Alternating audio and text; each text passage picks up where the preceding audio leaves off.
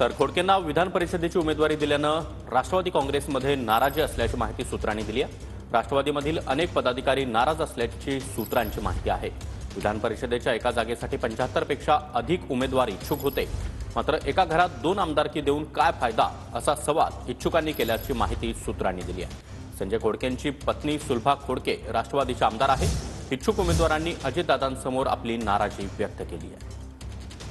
या संदर्भात अधिक माहिती देण्यासाठी आमचे प्रतिनिधी अक्षय मंकाणी आपल्यासोबत आहेत। अक्षय, राष्ट्रवादी काँग्रेसमध्ये खोडकेंच्या विधान परिषदेच्या उमेदवारीवरून चांगलीच नाराजी पाहायला मिळते।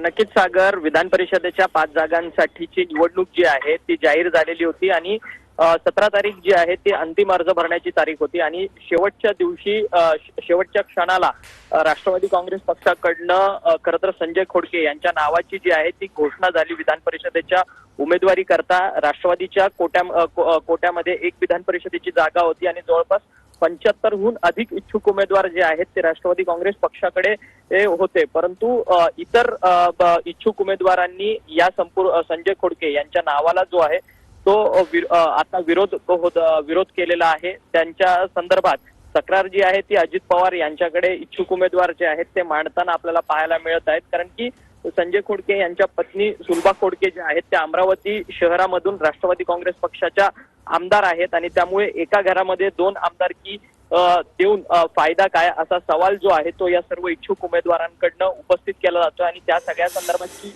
इच्छुक उमेदवारांची नाराजी जी आहे ते सर्व इच्छुक उमेदवार आपली नाराजी अजित पवारांसमोर, त्यामुळे राष्ट्रवादीच्या गोटामध्ये कुठेतरी नाराजी पाहायला मिळते। धन्यवाद या माहितीसाठी।